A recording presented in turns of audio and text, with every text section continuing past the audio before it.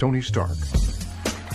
Berlatar di sebuah acara award paling bergengsi di Amerika Serikat, cerita akan berfokus pada seorang pemilik perusahaan senjata terbesar bernama Tony Stark yang dianggap sebagai seseorang yang sangat jenius, visioner, dan sangat patriot sekali. Setelah sang ayah yaitu Howard Stark meninggal dunia, perusahaan pun dipimpin sementara oleh sahabatnya yaitu Obadiah Stane. Hingga saat Tony sudah dewasa dan pulang, ia pun memimpin penuh perusahaan Stark Industries sampai sukses besar seperti sekarang ini. Today, Tony Stark has changed the face of the weapons industry.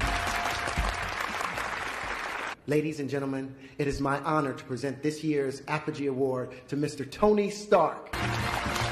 Dan karena Tony tidak hadir, maka Obadiah pun terpaksa menggantikan Tony maju ke depan, di mana Tony sendiri justru malah sedang asik main judi di kasino, sampai-sampai sahabat dekatnya yang bernama Colonel Rhodes pun harus datang menyusul untuk menyerahkan pialanya.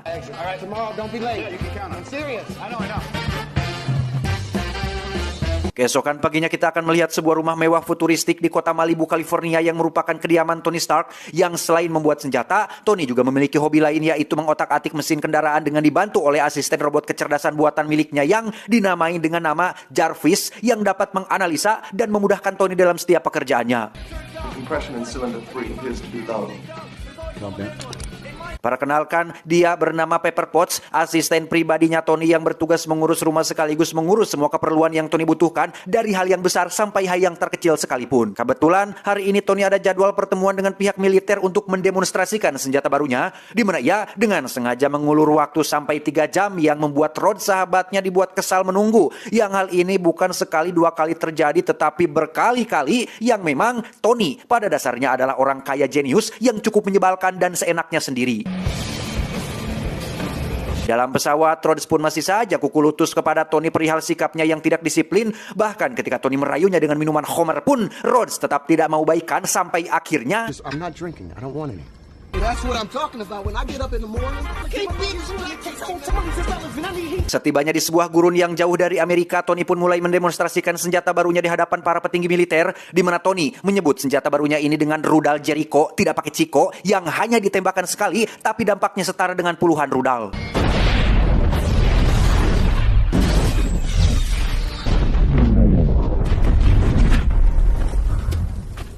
Alih-alih pulang ke pangkalan naik pesawat, Tony memilih ikut bersama para tentara naik Humvee atau mobil jeep khusus militer yang dalam sepanjang perjalanan, Tony pun bercandaria dengan para tentara, bahkan foto bareng dengan mereka, dan tiba-tiba ya, rombongan Tony pun diserang oleh kelompok ekstremis yang menggunakan senjata buatan Tony sendiri, hingga ia terkena serpihan rudal yang membuat bagian dadanya terluka parah.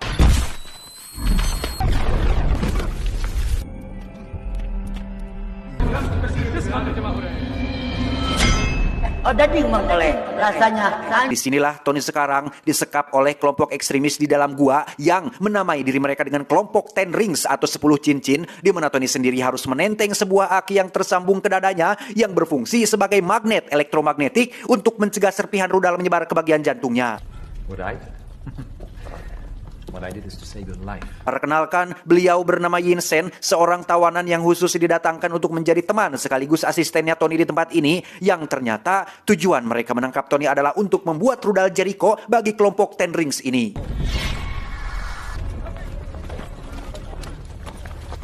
من أصدقائنا الرؤساء الأمريكان.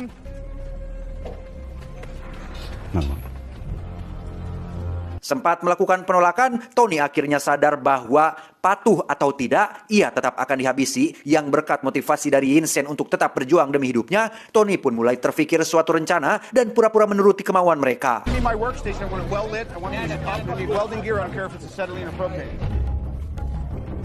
Bullion, Farsi, Russian.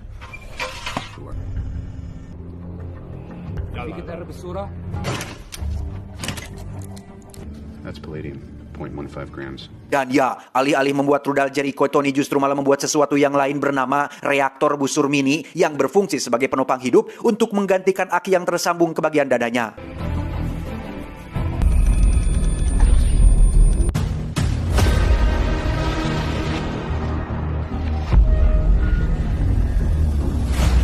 Dan inilah tiket keluar mereka berdua, sebuah rancangan baju jirah yang Tony buat sendiri, di mana Tony langsung bekerja siang dan malam dengan memanfaatkan barang-barang yang sudah disediakan oleh kelompok tersebut.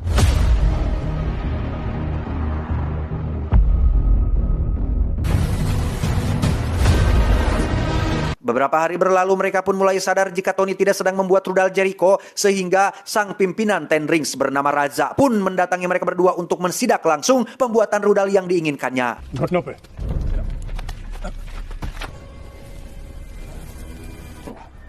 Soft. Good assistant.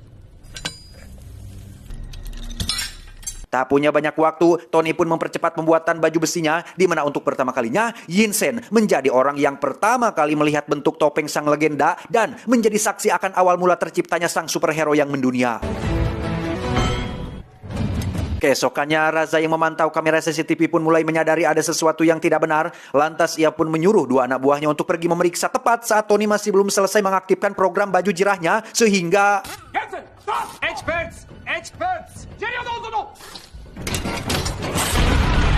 Berkat peledak yang terpasang pada pintu, dua anak buah Raza pun langsung tewas seketika. Namun itu belum cukup untuk memberikan waktu kepada Tony menyelesaikan programnya, sehingga tak ada pilihan lain. Yinsen pun terpaksa mengelur waktu dengan maju sendirian menyerang mereka semua.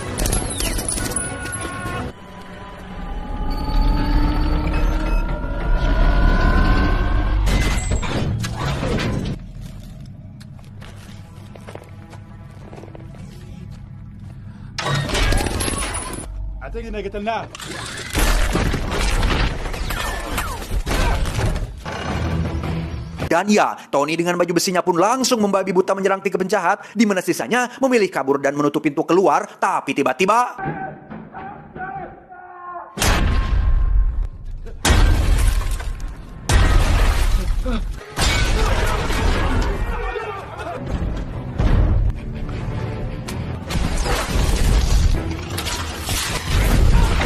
Setelah berhasil menumbangkan Raza, Tony pun segera menghampiri Yinsen yang tengah sekarat, di mana ia memberi pesan penting kepada Tony agar jangan sia-siakan hidupnya, pergunakan waktu yang ada untuk kebaikan, dan stop nonton film biru.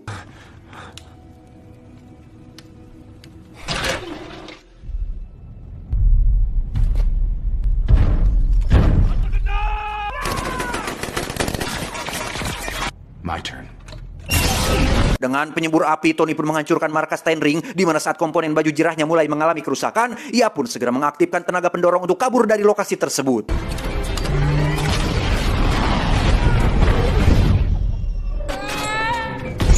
Tony pun mendarat di gurun pasir yang setelah 2 jam berjalan kaki, Rhodes dan pihak militer pun akhirnya datang untuk mengevakuasinya. Setibanya di Amerika Serikat, Tony bukannya pergi ke rumah sakit tapi malah mengadakan konferensi pers untuk memberi pernyataan bahwa ia memutuskan untuk menutup pabrik pembuatan senjatanya karena dianggap hanya memberikan lebih banyak mudorot daripada manfaatnya. Hal itu tentu saja mendapat kecaman dari rekannya yaitu Obadiah yang tidak ingin jadi pengangguran akibat tutupnya pabrik mereka. Namun Tony sudah punya solusi lain untuk mempertahankan perusahaannya, yaitu dengan akan mengembangkan lebih lanjut proyek lama, yakni arc reaktor atau reaktor busur berukuran besar yang merupakan sumber energi bersih persis seperti yang ada pada dadanya saat ini.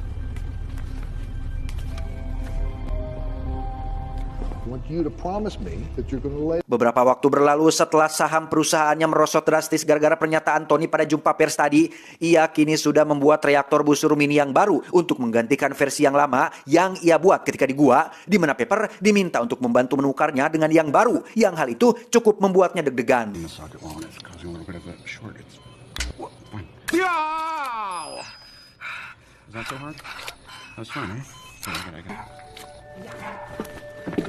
Karena Tony tidak suka dengan nostalgia dan tidak pernah menyimpan barang lama, ia pun menyuruh Pepper untuk membuang dan menghancurkan reaktor busur mini versi lamanya. Beralih ke gurun pasir, Raza ternyata masih hidup dan berhasil menemukan puing-puing armor buatan Tony. Entah apa yang sedang ia rencanakan, Raza pun membawa armor tersebut ke markas barunya untuk diteliti lebih lanjut.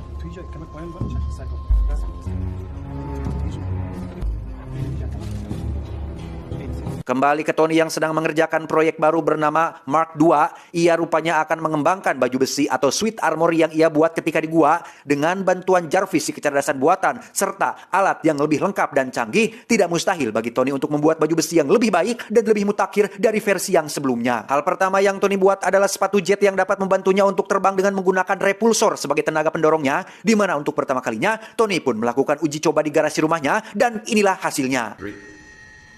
3, 2,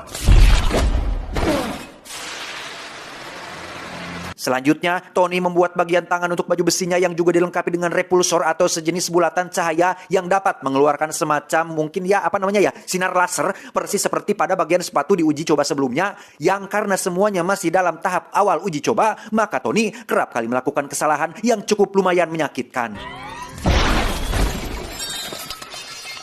Masuk ke tes kedua, kini Tony akan melakukan uji coba terbang dengan menggunakan sepatunya sebagai tenaga pendorong dan bagian tangan sebagai penyeimbang tubuhnya. Dan apa hasilnya? 3, 2, 1. Ya, Tony berhasil mendapat kemajuan alias bisa terbang meski masih dalam tahap awal, di mana ia langsung membuat baju pelindung besi bagian luarnya dan menggunakan Jarvis sebagai asisten pribadi untuk baju besinya tersebut. Jarvis, you there? That's your service, sir. Wait. Check.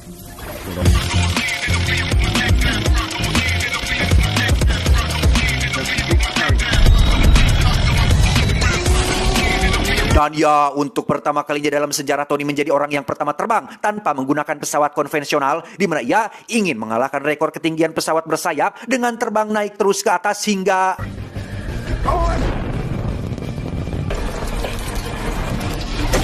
Karena mendekati atmosfer bumi, baju besinya pun mengalami pembentukan lapisan es yang mengakibatkan sistem Jarvis mati, yang tepat saat Tony akan jatuh bebas ke permukaan, ia pun dengan cepat memecahkan lapisan esnya dan...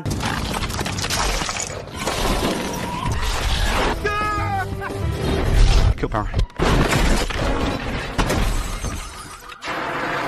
Setibanya di rumah, Tony mendapat sebuah paket hadiah dari Pepper berupa reaktor busur mini lama miliknya yang dikemas dalam sebuah kotak kaca, di mana terdapat sebuah kata bertuliskan bukti bahwa Tony masih punya hati, yang hal itu cukup membuat Tony tersenyum. Karena Tony selalu belajar dari pengalaman dan tidak ingin mengulangi kesalahan yang sama, ia pun mengganti baju besinya dengan campuran logam, emas, dan titanium agar mencegah timbulnya lapisan es, sekaligus supaya bobotnya lebih ringan tapi masih cukup kuat untuk menahan peluru dan tekanan udara tinggi. Suatu malam, Tony menghadiri acara karpet merah khusus untuk orang-orang terkenal dan kaya raya, di mana di situ secara kebetulan ia bertemu dengan sang pembuat karakter Iron Man yaitu Stan Lee, juga dihadiri oleh seseorang bernama Agent Coulson yang mengaku dari divisi logistik pemerintah yang ingin melakukan pertemuan khusus dengan Tony. Namun karena saat ini ia sedang sibuk, Tony pun membuat janji pada hari Sabtu tepat di pabrik senjata miliknya. Tak lama, Tony pun dihampiri oleh manusia lain yang merupakan seorang jurnalis yang ingin menunjukkan foto-foto tentang senjata buatannya yang dipakai oleh kejahatan kemanusiaan, yang ternyata tanpa sepengetahuan dan izin dari Tony,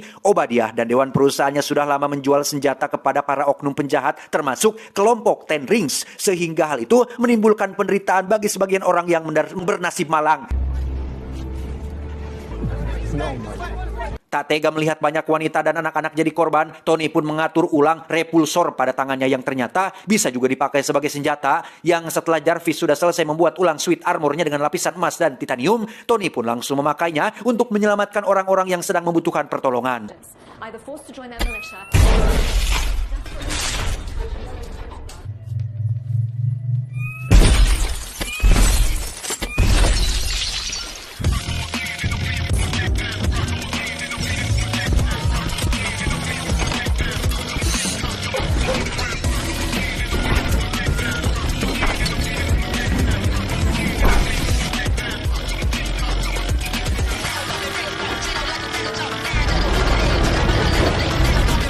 Tepat di saat bersamaan, kita akan melihat kekejaman dari kelompok Ten Ring yang sedang menghancurkan banyak sekali desa serta menangkap para laki-laki sehat untuk dijadikan pasukannya, di mana seorang ayah menolak ikut bergabung karena tak ingin berpisah dengan istri dan anaknya, sehingga para penjahat ini pun memutuskan untuk menghabisinya, tapi tiba-tiba...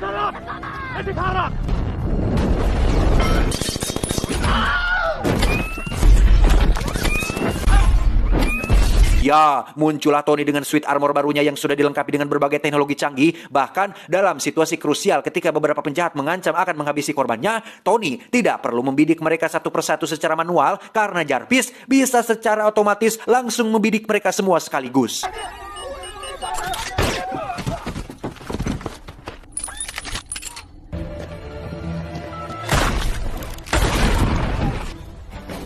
Saat sedang mengudara menuju arah pulang, Tony tiba-tiba diserang rudal yang membuatnya jatuh ke permukaan, yang jika mereka, para penjahat ini menganggap Iron Man bisa mudah untuk dikalahkan, maka mereka sudah salah besar, karena selain anti peluru dan bisa terbang, baju besi Tony juga sudah dipasang dengan persenjataan lengkap yang siap menghancurkan apapun dalam kondisi apapun.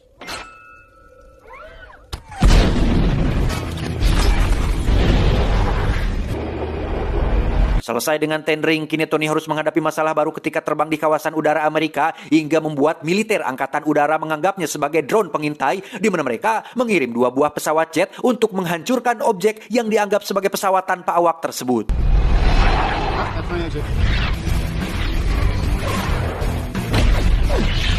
He just went supersonic. I got him locked.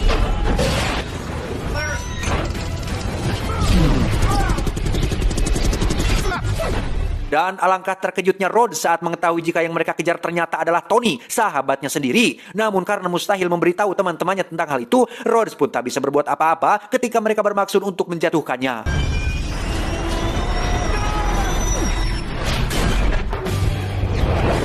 I designed this to come off, so... Ow! Hey!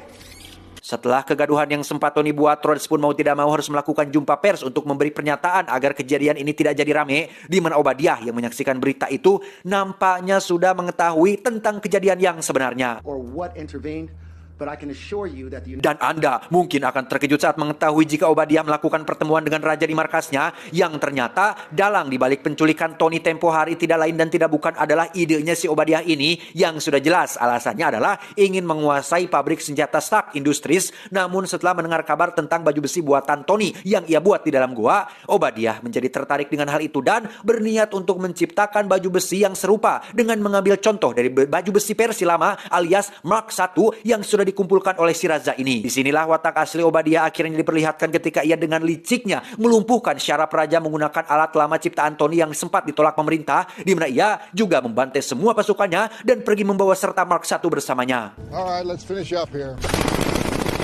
Kembali ke Tony yang sedang sibuk di tempat kerjanya, ia meminta bantuan Pepper untuk mengambil seluruh data terbaru perusahaannya setelah Tony mencurigai jika Obadiah ada main di belakangnya. Yang setibanya Pepper di lokasi, ia pun segera membuka folder rahasia milik Obadiah yang di situ terdapat sebuah rekaman video penculikan Tony, sehingga Pepper akhirnya sadar jika dalang di balik penculikan itu adalah Obadiah, orang terdekatnya Tony sendiri.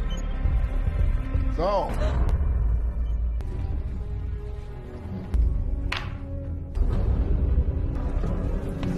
Sadar jika dirinya sudah tidak punya banyak waktu, Obadiah pun mendesak para ilmuwan pribadinya untuk segera menyelesaikan pembuatan reaktor busur mini persis seperti yang terdapat di dadanya Tony. Namun karena mereka tidak sejenius Tony Stark, maka mustahil untuk membuat tiruannya. Well, I'm sorry. I'm not Tony Stark.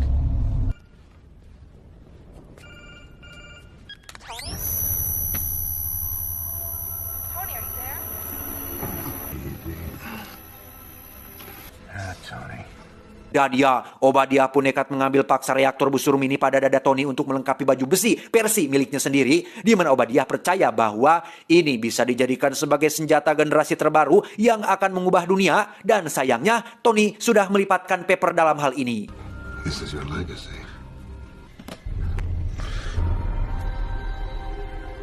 Tak lama setelah Obadiah pergi, Tony pun merangkak menuju garasinya untuk mengambil reaktor busur mini lamanya, yang untungnya Pepper tidak jadi membuangnya. Yang tak lama kemudian, Rhodes pun datang ke sana setelah sebelumnya diberitahu Pepper tentang Obadiah yang berkhianat. Yang setelah Tony sudah pulih, ia pun bergegas pergi menyelamatkan Pepper, sementara Rhodes sempat melihat ke arah baju besi Mark I dan berkata, Next time, baby. Beralih ke Obadiah yang sudah sampai di pabrik dan langsung memasukkan reaktor busur mininya pada baju versi miliknya sendiri, di mana Pepper dan Agent Coulson pun terlihat sudah tiba di sana dengan maksud untuk menangkap Obadiah atas semua perbuatannya.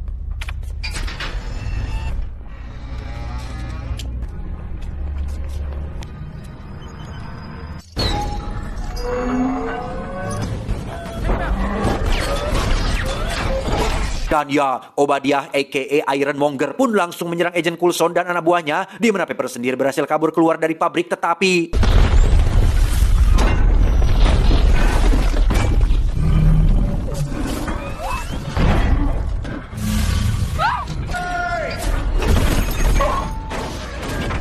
ya, Tony pun berhasil menyelamatkan Pepper dengan menghantam Obadiah sampai ke tengah jalan, di mana mereka berdua terlibat sedikit pertarungan yang cukup membahayakan para pengendara jalan. Divert power to Chester.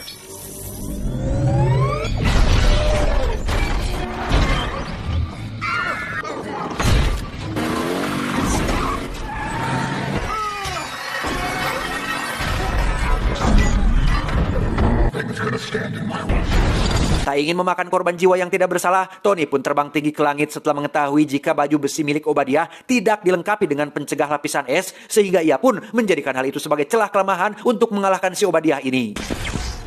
Might want to look into it. Setibanya di atas gedung reaktor busur pabrik miliknya, Tony pun melepas satu sarung tangannya karena dikira sudah selesai, tapi ternyata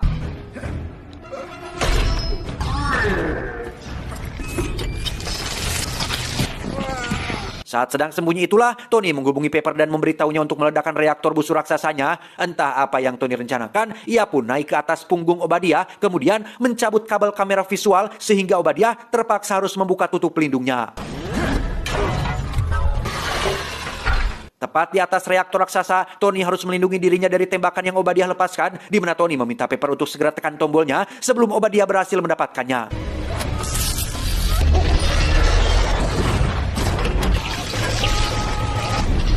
Obadiah pun kesetrum dan jatuh tepat ke dalam reaktornya hingga meledak, sementara Tony berhasil selamat yang ditandai dengan reaktor pada dadanya yang masih menyala.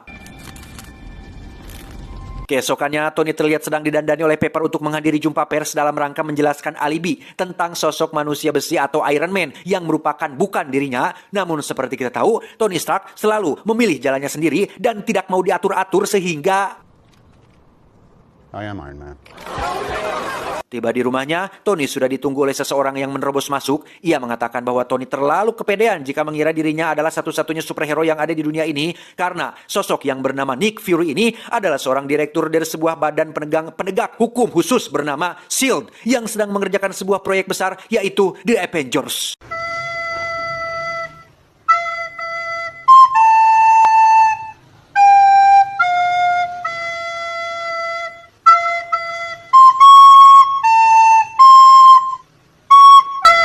Ending yang cukup membagongkan.